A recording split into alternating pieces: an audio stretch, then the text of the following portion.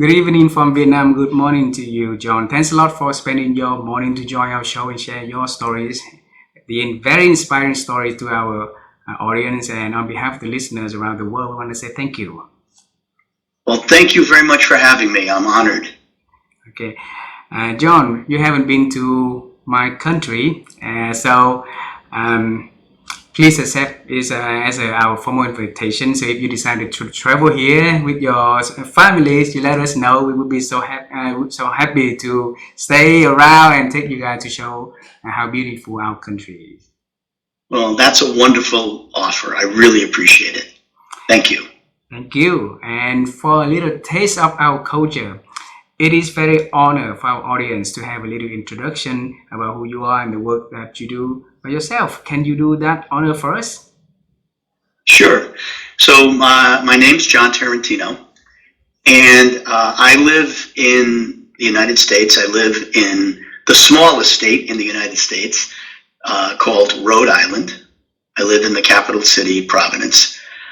For more than almost 44 years, I have been an attorney, and for most of the time, that has been my only career, an attorney. In the last 3 years, I have changed. I still am an attorney. I still have my law license. I still practice law, but I have gone into two other areas that I spend a lot of my time on. The first is I'm what's called the managing trustee. It's like the CEO or the executive director of a very large foundation here in Rhode Island called the Pepito Opportunity Connection. And the purpose of that foundation is to help to transform lives and improve lives in underprivileged communities. People in our state, and there are many, not only in our state, but in our country, in the world, who need help. They need help, they need training, they need financial literacy, they need education, criminal justice, civil justice, entrepreneurship. And the foundation that I run gives grants to many organizations to help them reach those goals. So that's one of the things that I do. And then the second thing that I do is that I'm the actual CEO, the chief officer of a company called Iylon, Iylon Precision Oncology, LLC. Now, I am not a doctor, and I'm not an oncologist, and you may think, well, how did you come to be the CEO of a global oncology company?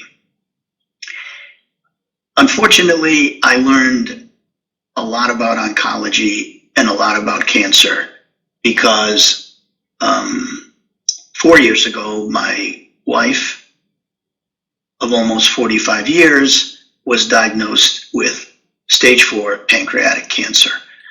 And although there have been some improvements since her diagnosis in 2021, at the time that she was diagnosed, there was a 0 survival rate for stage 4 pancreatic cancer, 0. What my wife and I wanted to do was to make as good use of whatever time God gave her left, whether it was a day, a week, a month, or a year. We were not going to just give in to cancer, and we were going to do everything that we could to prolong her life and make it as happy as possible. And I began learning as much as I could that was possible about cancer, not only the kind of cancer that she had, but all kinds of cancer. As a lawyer, I handled many, many different kinds of cases and had to learn substantively about many different areas of the law and many different businesses, sciences. And I really engaged to try to learn as much as I could, because I felt I could be my wife's best advocate the more I learned about cancer. As I said, stage 4 pancreatic cancer, at the time she was diagnosed, was unfortunately a death sentence. There was no chance of survival. It was just a question of how long she would live, and she lived about 11 months. And what we did was, in her last days, we came together as a couple, as we always made decisions as a couple. And my wife said to me, I need you to consider doing me 2 favors. And I said, her name was Pat. I said, Pat, I will do anything you want, anything. And we had a beautiful, beautiful home that we lived in for about 33 years. Very large home. We raised our family there. It was a wonderful, beautiful place. And my wife asked me whether I was going to continue to live in the home after she passed away. I was honest with her, and I told her that I couldn't do it. First of all, it would only be me, because all of our children, have grown and they live in different parts of the country.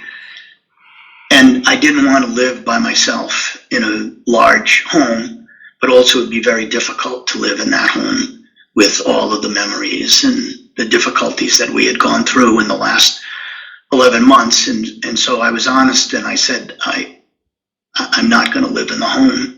And she said, that doesn't surprise me. Would you consider selling the home, but donating all of the proceeds to cancer research? Since you're not going to live there, we don't need the money. We didn't need the money. I had a very successful career.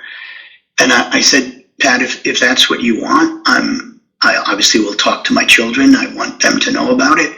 They were very supportive of it. They thought it would be, a beautiful gift to give. And so we did. We gave all the proceeds of the sale of the home for cancer research, so that others wouldn't have to suffer the way that she did, hopefully to improve research and patient care. What was the second favor she asked? The second favor she asked was that I also donate the proceeds of all of the life insurance policies that she had. When we were young, when our children were young, we both had insurance policies, so that if I passed away, she would be able to care for the children. And if she passed away, I would be able to, have someone help me to help raise the children while I worked. So we always kept those policies in place. They were very substantial, millions of dollars.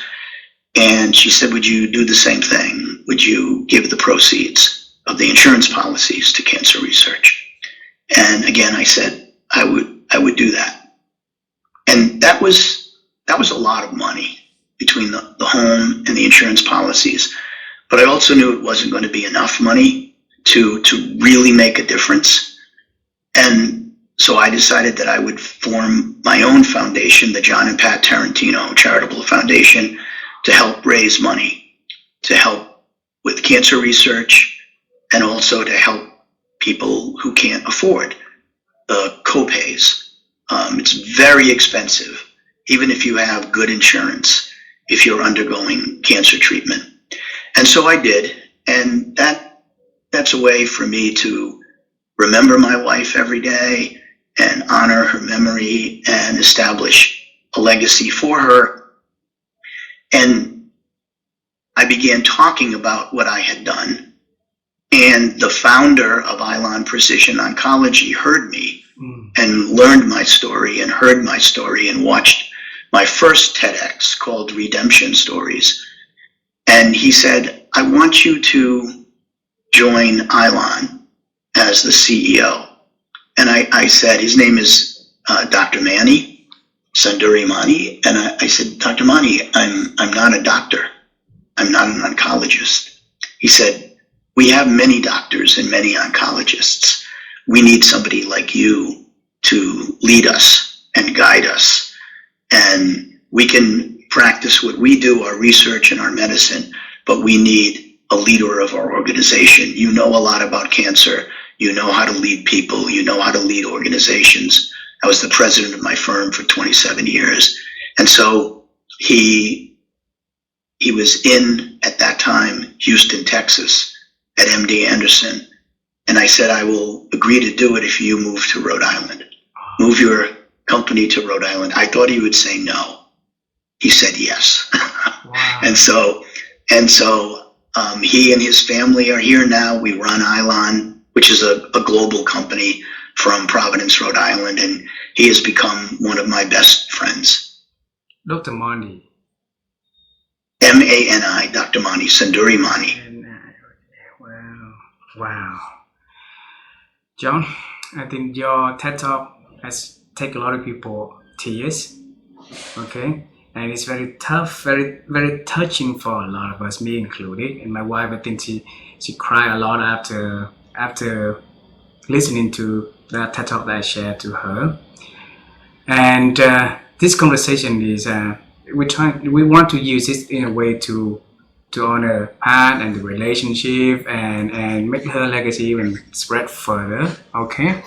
And the way for us to do that, John, I like to travel time with you at different point in time in your life, okay?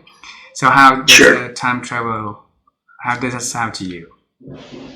It sounds great. Alrighty.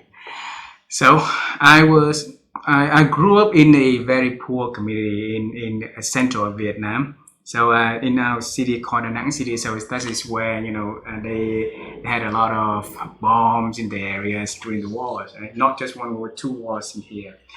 And when I was born, so I grew up, one day we had electricity, and then maybe the next day we don't, or maybe the next 2 days we didn't have electricity.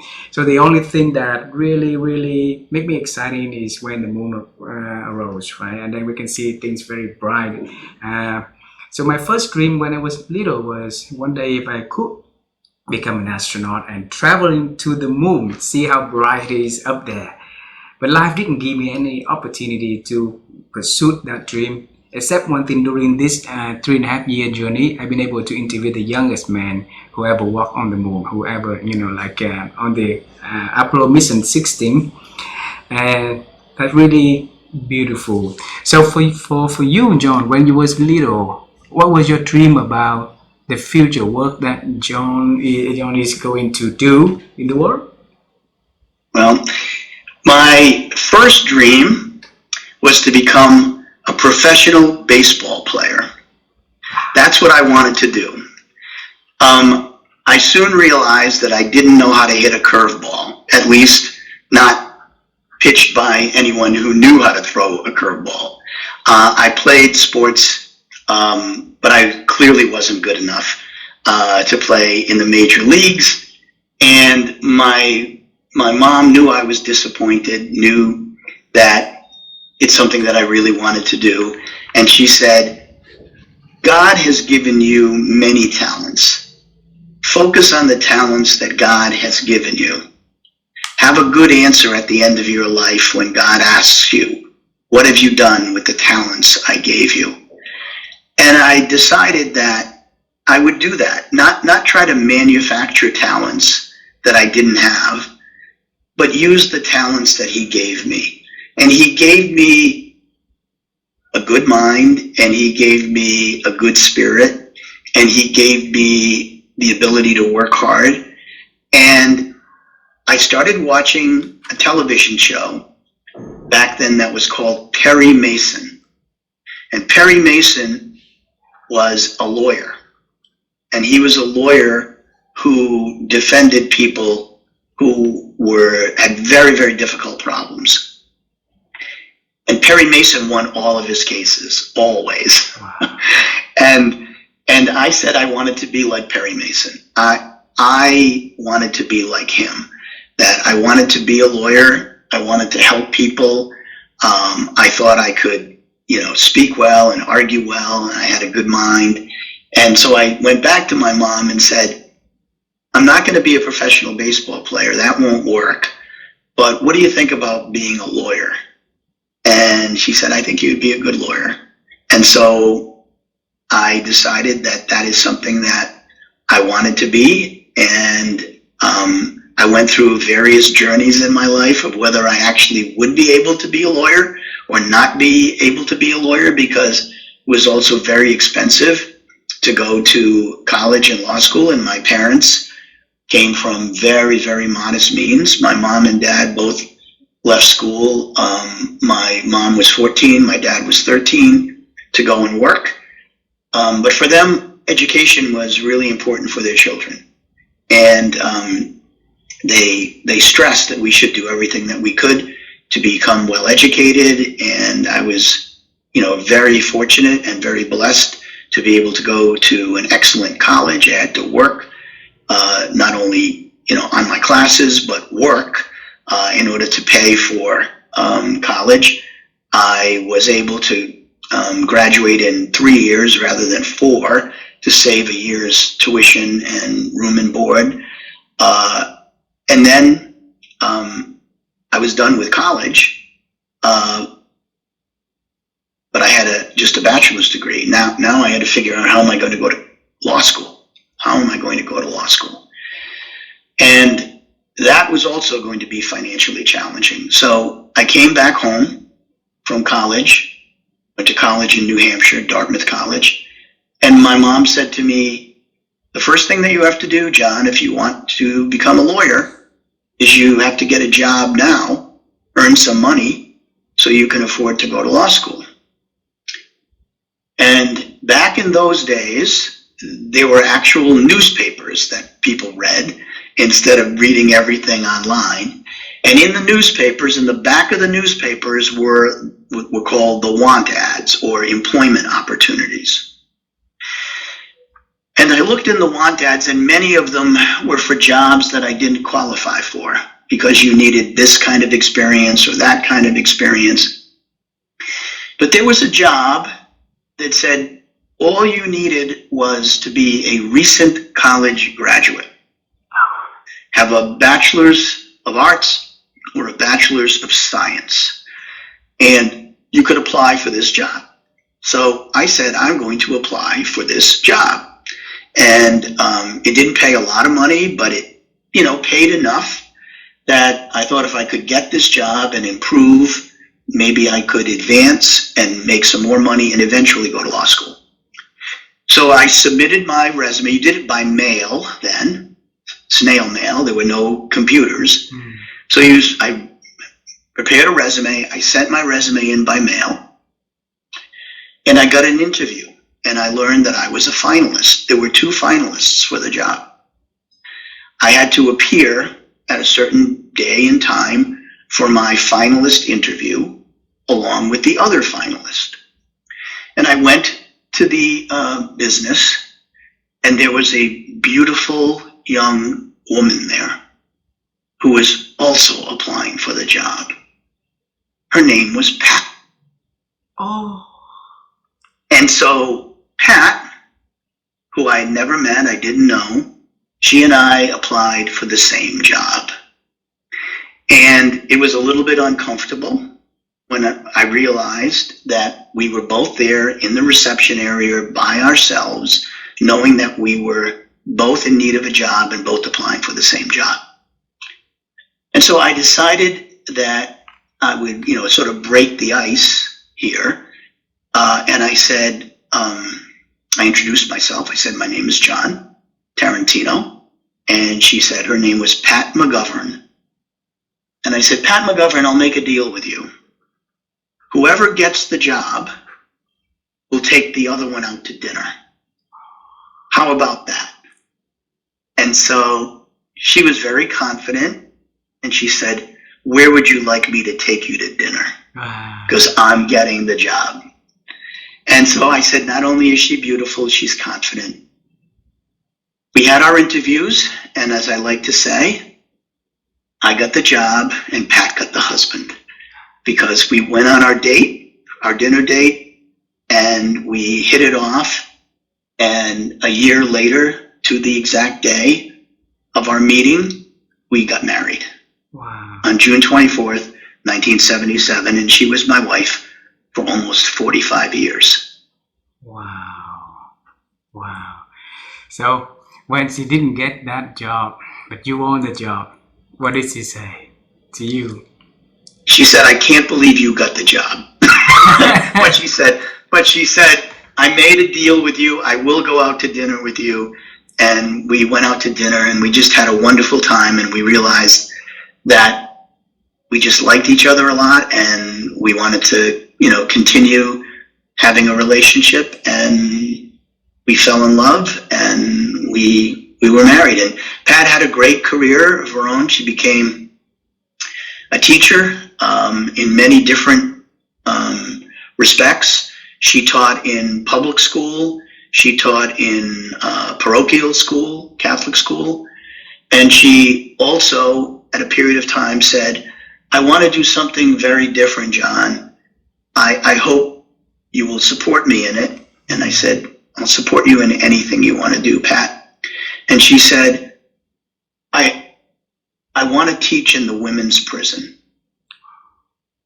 She said, I believe that many young women end up in prison because they're uneducated. They get taken advantage of.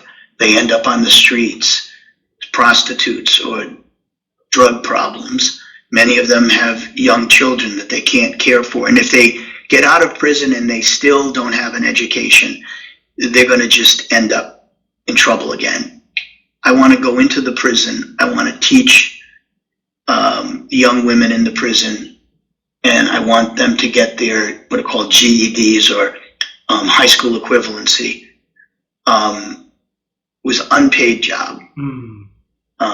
And she did that for many years. Wow. And then she decided that she wanted to do the same thing, but to do it for immigrants, people coming to the United States who wanted to learn English, wanted to learn basic financial literacy skills. And she also then volunteered for several years teaching at a social service agency, again, free of charge. So even though she never was paid for that work, I used to come home at the end of the week and we would talk about what we did for the week. And I always felt that Pat's stories of what she did always added much more to the family than what I did by bringing home a paycheck. Mm-hmm. So we had a wonderful life and a wonderful relationship. Now I want to talk about her life then. Okay. For 45 years in married with Pat, and do you know where did she have, grow the hearts for other people like that so beautifully? Pat's the most amazing person I've ever met in my life. In my first TED Talk, even when Pat was undergoing, her chemo and her surgeries, she continued to volunteer. She said, "I'm going to live my life with grace. I'm going to do everything that I can to, help my family and help others. I'm just not going to give up." And people would say to me, "Your wife is a saint, John. She's just a saint." And I said, I view her as a different kind of heavenly figure. I view her as an archangel warrior, the kind that has the blazing sword that fights evil. And Pat was passionate in her life. Whenever she saw something wrong, whenever she saw something that she perceived as evil, she would stand up to it. She would fight for what she believed in. She believed in the goodness of people. She believed that everyone should be given an opportunity. She believed in not only second chances, but third, fourth, and fifth chances. As long as people were sincere and wanted to improve, she would help them. And she influenced me like no other ever did, and I'm confident no other ever will. How was she growing up? What kind of environment that she was in when she grew up? So she was born in Long Island, New York, in a very small community. Her mom and dad were very philanthropic, not in the sense of money, but in the sense of devoting their time to church and charitable causes, and instilled in their two daughters. Pat has one sister.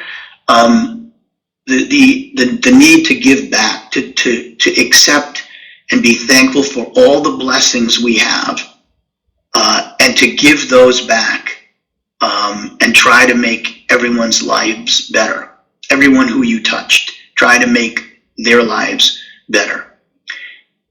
And she was just a regular, happy, healthy young girl, and then young woman. She did very well in college.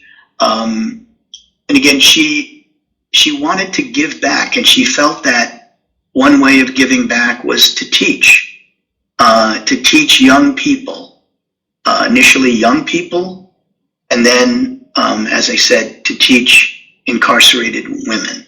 And then in the final chapter of her life, to teach immigrants coming to the United States. So I told you in the beginning, I want to have a good answer when God asks me at the end of my life, what have you done with the talents I gave you?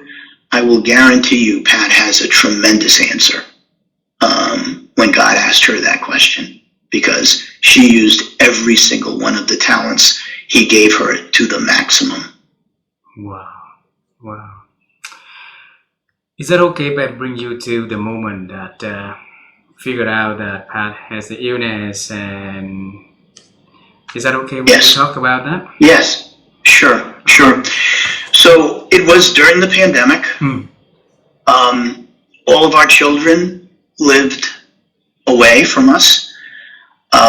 We could not visit them.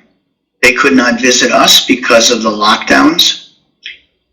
And then the vaccines started to become available, and Pat and I were able to be vaccinated. And then a few months later, our children were able to be vaccinated. And the daughter who lived closest to us, her name is Lauren. I have three children, Kristen, Lauren, and Michael. And Lauren contacted us and said, this was April of 2021, so 4 years ago. And Lauren contacted us and said, Mom and Dad, now that we're vaccinated, they didn't have vaccination for the little children yet, but we can travel now. Can we come and see you on the school vacation? And Pat's heart grew 10 times. She was so happy that she was going to be able to see, her family again, her daughter, our son-in-law, and our two grandchildren. And so she was so excited about it. And they came to our home, and we had just a wonderful, wonderful week. We spent with our children and our grandchildren. And Pat ran around with the kids, the grandkids, and she just had a terrific week. And then at the end of the week, when it was time for the family to go home, because they had to go back to school the next week, when they were leaving, Pat was happy, but she said to me, my hip hurts. My hip hurts. And I said, you probably did too much running around. I said, Pat, we're in our 60s at that time. We're not young people anymore. You probably overdid it. Or maybe it's, the beginning of arthritis, or, maybe you're going to need a hip replacement one day. But take some Advil, take some anti-inflammatory, and maybe in a day or two you'll feel better. Well, in a day or two she didn't feel better. She felt worse. The pain got worse. And I said, well, let's make an appointment and go and see an orthopedic doctor and have your hip checked out. And she did, and the doctor sent her for an MRI, and the MRI showed an 8-centimeter lesion in her hip. So we knew it was cancer. We just didn't know what kind of cancer it was. So we got an appointment with an oncologist, a wonderful, caring man. And he looked at her MRI and he did some additional testing. And when we met with him, he said almost in a whisper, "You have stage 4 pancreatic cancer." And I knew what that meant. I'm not sure Pat knew exactly what that meant, but I knew what it meant. And he said, "I've given you the diagnosis. Do you want a prognosis? Do you want me to tell you how long I think you have to live?" And Pat immediately said, "No, I don't want to be cabined in my thinking. I don't want to know what you think. That's up to God. And whatever time God gives me, I'm going to make the best use of that time, because every day he gives me is a gift. And so I don't want to be thinking in my own mind, how much time may I have to live? That's up to God. He'll give me as much time as he thinks is the right time. And when it's my time, he'll welcome me home." And again, I was so moved and inspired by that. She was absolutely fearless. She lived every day the way that she said she was going to live it. I, on the other hand, wasn't so brave. I was afraid. I was afraid of the cancer. I was afraid of the effect that it was having on her and on me and on my family, and what was I going to do, and how would we go on? And so I was afraid of what would happen. But she took me on that journey, and she taught me that we shouldn't be afraid, that we can get through anything if we work together, if we love each other, and when it's our time, it's our time. But we shouldn't be afraid. And now I know that cancer can be cured. I know that's going to sound like sort of a dream, but I know from the research my team and many others are doing, there will be a day when that happens. There will be a day when that happens. And every day, every single day, I pray that I will be alive when that happens. So when that happens, however old I may be, whatever strength I have left, I will shout at the top of my lungs, "Pancreatic cancer, Pat has beaten you." Not for herself, but for everyone, for the community. And that's what I try to do every day, through my donations, through my work, through my leadership, to get one day closer, one step closer to that day when there will be a cure. And we will send the prayers for that day to come. And with you, the dedication, with Pat and her courage, her strength to fight, to show that, human, we can do that, right? And with the works of amazing doctors at your clinic and around the world, I also believe that day will come. Okay? Thank you very much. We will accept your prayers and the prayers of everyone in the audience who prays. Yeah. And even if you don't pray, send your best wishes, please. Absolutely, absolutely. And I believe that this conversation, when we keep sharing and more people keep sharing this conversation, there will be more people to send the prayers, and one day, things will get into that way. So John, tell us, in 2023, after, I believe that you went through a very emotional stage after past with the 45 years being together. Then you decided to feel no more, to walk on the stage and share your story. And where did you find that motivation to went into that TED Talk and share the story redemption? So, believe it or not, and this is the absolute truth, I did not know what a TED Talk was. I had never listened to a TED Talk. I had not heard of a TED Talk. My children, when I told them that I had been invited to give a TED Talk, said, "Dad, you do not know what a TED Talk is?" And I said, I don't. What happened was a person who sits on a board with me was one of the organizers of a TED event in Rhode Island. And he said to me, his name is Arnell Millhouse. And Arnell said to me, "John, I've heard you talk many times. I think you have something to share. I think you have ideas worth sharing. Would you consider giving a TED Talk? I'm helping to organize a TED conference." And I was honest. I said, "Arnell, I don't know what a TED Talk is." And he laughed and he said, "Well, I'll send you some TED Talks to look at, both sort of famous ones and then some from, TEDx in Providence.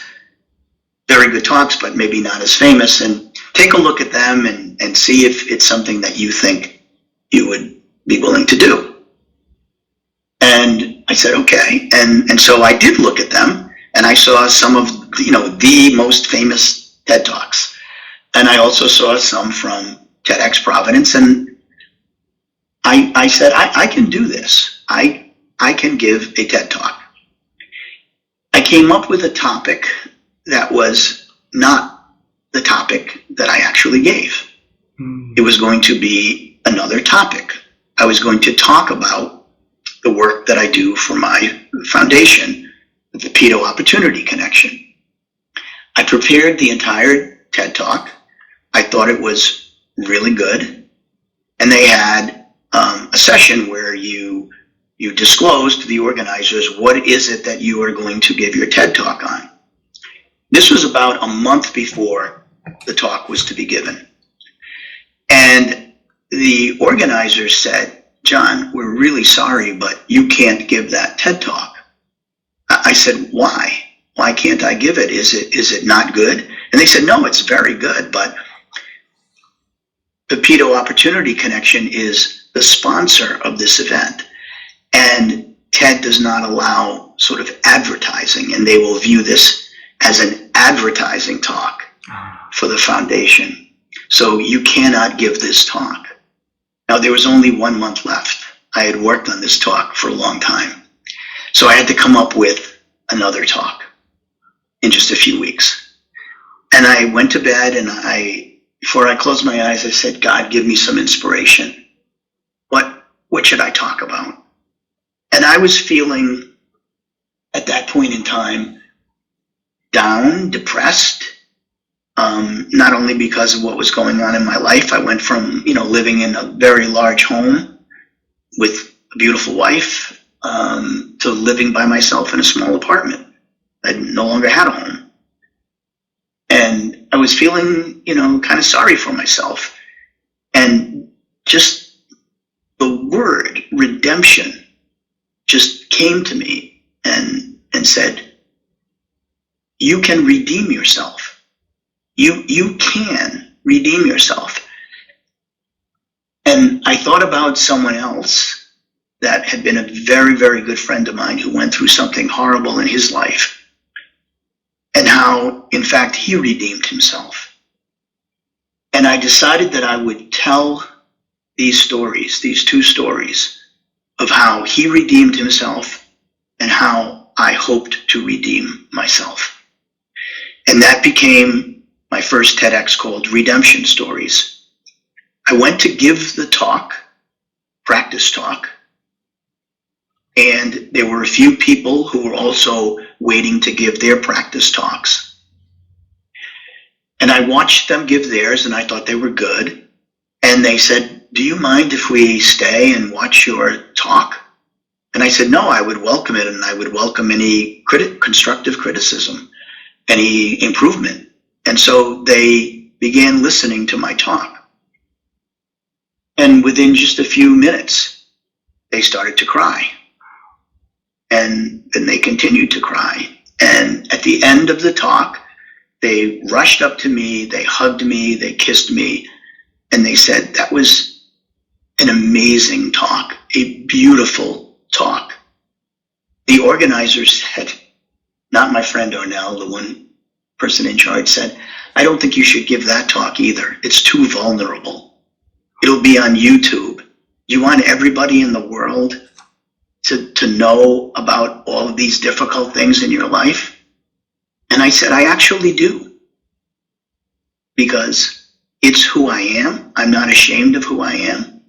And if what I'm going through in my life can help others going through similar things in their lives, yes, I do want them to see it." And so I gave the talk Redemption Stories, and almost 26 million people have watched it. Yeah. It became the #1 TEDx talk in the world in 2023. And I have had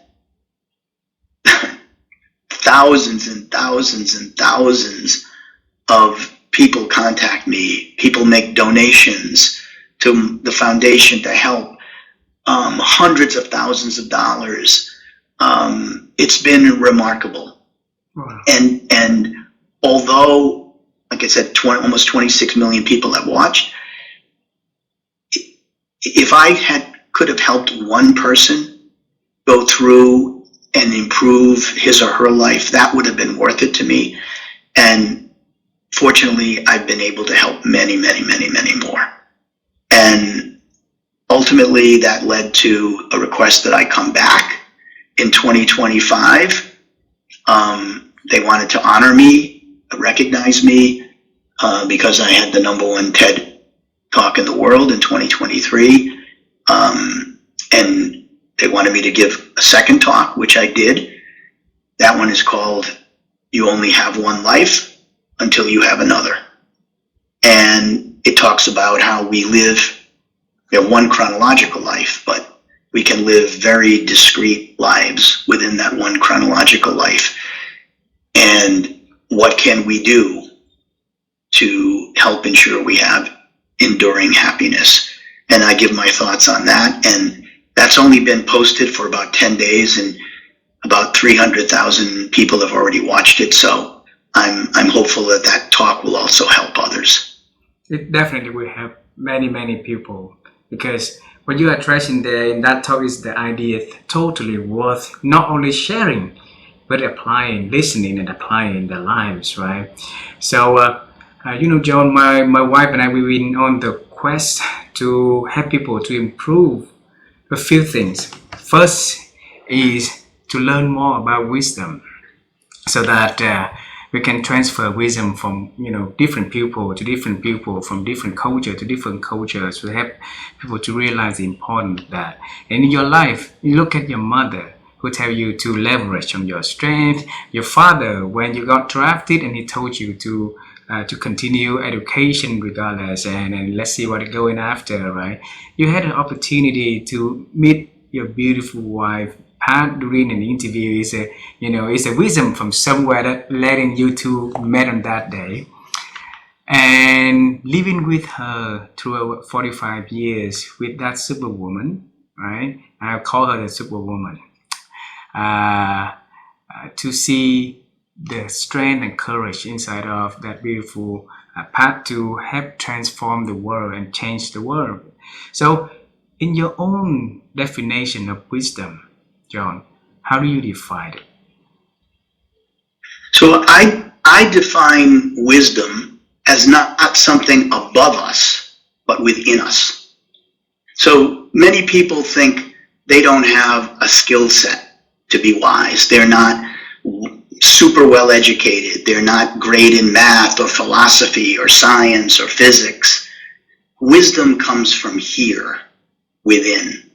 And it is understanding who we are, understanding our place in the universe, and understanding, this is irrespective of your religion, whatever your faith may be, but I am convinced that we are all connected. We are connected. What you want for your family in Vietnam, what someone in the Middle East wants for his or her family, what someone in Canada wants for his or her family, what I have wanted for my family, I guarantee you it's the same thing. You want your family to be happy. You want your family to be safe. You want your family to be loved. You want them to be successful in whatever endeavors they come up with. That's the human spirit. Wisdom is learning from our mistakes, not judging ourselves too harshly because we make mistakes, because we're human. We are going to make mistakes. We are going to sin. We are going to do things we shouldn't do. But we can learn from that. We can, through wisdom, say, I'm going to be better. I'm going to improve. I'm going to help others. And my belief is that if you, me, anyone wants enduring happiness, when we think about what makes us happy, it will always, always, always involve others, never alone. If you are truly happy, it might be happy with your spouse. It might be happy with your mom and dad. It might be happy with your best friend. It might be happy with your children. But it's sharing lives. It's sharing something. It's sharing what we know. It's sharing our wisdom. It's sharing our love. It's creating that happiness. So for me, wisdom is something that is in us that we just have to uncover. We have to unbury it sometime. We all have it in us, irrespective of what our education may be. So John, how can we unearth it within ourselves? What can we do? I think what we do is that we remain open. We don't have closed minds. We aren't judgmental. We are accepting. We are thoughtful. We are kind. I know a lot of this sounds very idealistic, but it's something that I 100% believe in. I believe that if we give ourselves the chance to be the people we're supposed to be, that we don't worry about everything. We don't stress about everything. We don't judge everything, including other people. And we treat ourselves and others with respect. Then I do believe the goodness within, the strength within, the wisdom that is within, it will come forth. It will come out of its burial place. And if the people can practice your advices, can use it, and can share it, can unite it, see how beautiful our world would be with that collective wisdom from everybody around the world, right? And I say this because I mean it and I believe it. Me too. I believe that most people, the vast, vast, vast majority of people are good. I believe it. And I believe most people, you could take them out of whatever country they're in and put them somewhere else, but in their heart, they want the same things. They want the same things. They want to love and be loved. They want to have a family. They want to have respect. They want to have an opportunity. They want to work. They want to make a difference. I believe the vast majority of people all feel the same way. We just have to make sure that we do everything we can to give people that opportunity and not hold them down, and certainly not crush them in their attempt to improve. Beautiful. The second thing that my wife and I went on the quest over the past 3.5 years to help people to improve their ability to think. You mentioned the word think. I think in here, and I counted here for many times in this conversation. Yes, yes. And we believe that our thinking capability has been diminishing for so many reasons, so many impacts around us, so many noises.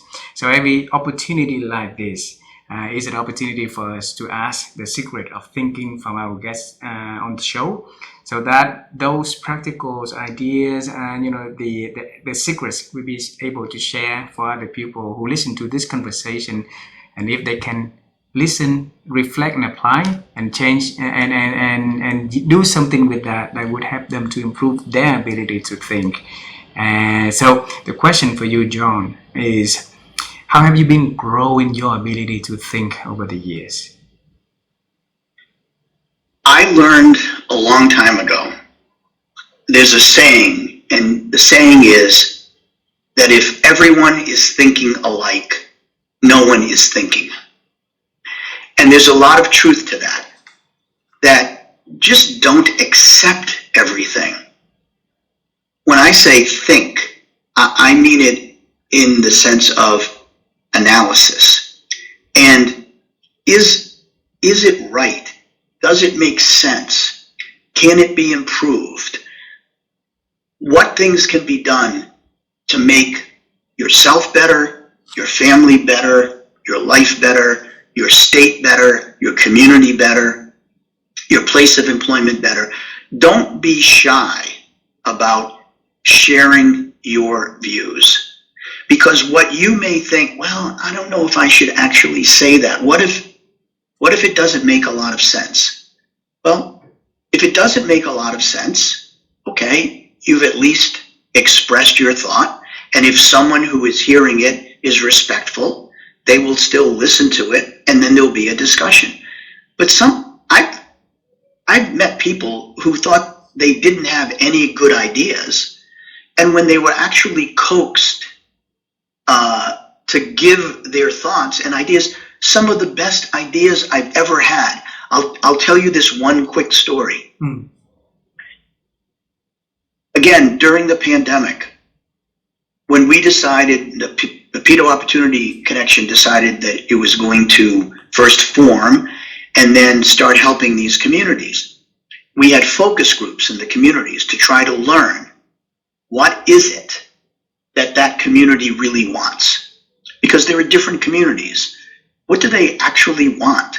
There was a Laotian community, Hispanic community, an African American community, a Native American community, and they all had different wants and needs for their communities and for their cultures. And rather than assume you know what they want, ask and find out, what does that community actually want and need?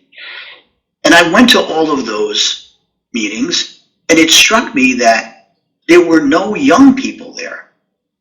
I mean, teenagers, high school, they just weren't there. And I said to the leaders of the community, why aren't the young people here? And they said, oh, they don't care. They're not engaged. They're just on social media. They don't care. I said, I don't believe that. I do not believe that.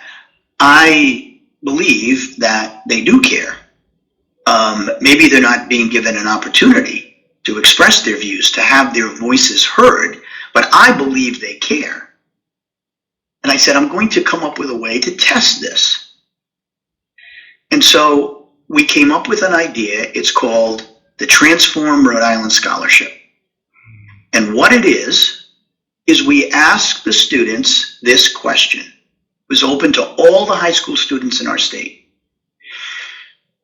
This was the question. If you had $1 million, how would you use that money to improve the lives in your community? What would you do if you had $1 million? And the students could write an essay, they could do a PowerPoint, they could do a video, they could do whatever they wanted, and they could apply. And there were monetary scholarships If you win, you got a scholarship money, ranging from $25,000, which is a lot, to 5 to 10 winners. But the really, really great thing is the winner, the person who came up with the best idea of how to improve the community if they had $1 million, is we take $1 million of our money and we implement that idea. So the student's idea becomes a reality in the community. And we have now done this for 4 years. This is our 4th year. And each year, a young student comes up with an idea that will help transform his or her community, and we take $1 million and make that idea into a reality. So those students said, this changed our lives. We really didn't believe that we could do something like this. And even if the student didn't win any of the scholarships, the fact that they went forward and gave us their ideas, it made them feel creative. It made them feel, I am having my voice heard by someone. And it has uplifted the entire community. Wow, beautiful. Beautiful to see ideas in action when you try to do something different, right? John, travel time with me for the last time in this last question, okay? Yes. And I've been noting this question down along the way when I on the ride home, and I was hesitating to ask, but when we have this beautiful conversation, I would not hesitate to ask, okay? If you now travel to the bed with Pat, when you told her back then that you will remarry her for a million times in this life, million lives, right? And over again. And you have the chance to tell her about the stories that you talk at TEDx, okay? What would Pat tell you about her feelings of that success? I hope what Pat would say, first of all, is that if the roles had ever been reversed, I know she would be caring for me the way I tried to care for her. I know she would choose me again 1,000,000 times. For those in your audience that needed some context to it, in the last days again in hospice, Pat asked me if God gave me a new life, if I had the opportunity to live my life again, would you still choose me, even knowing this is the way that it was going to end? And she said, if the answer is yes, you would choose me again, that would make me happy. And I said to her, if God gave me 1,000,000 lives, I would choose you 1,000,000 times, over and over and over again. And as I said in that talk, I believe that whether you call the place heaven or you call the place paradise, whatever it is, I view it as a forever place where we are together forever in happiness. And I told Pat, no matter how many lives I ever have, one day we will be together forever in that place. Wow, John. Every time I heard this, it's so touching for me. I really hope I'm there to give you a big hug and many big kisses. And I pray to Lord that one day we're going to be able to see you in person. And not only me, my family will be there to give you big hugs and kisses, okay? Well, I'm a big believer in hugs and kisses. I truly am. We need contact. We need connection. And some of it is physical. There's nothing wrong with that. For now, give a big hug virtually first. Virtual. Well, I thank you so much for giving me this opportunity. I try to make new friends every day, every week, and I am so happy that I now have you as a friend. Wow, thank you very much. It's my honor to have you as my newest friend in my life. Okay, and many more lives if God give me that opportunity to meet you again, to be your friends again. Okay.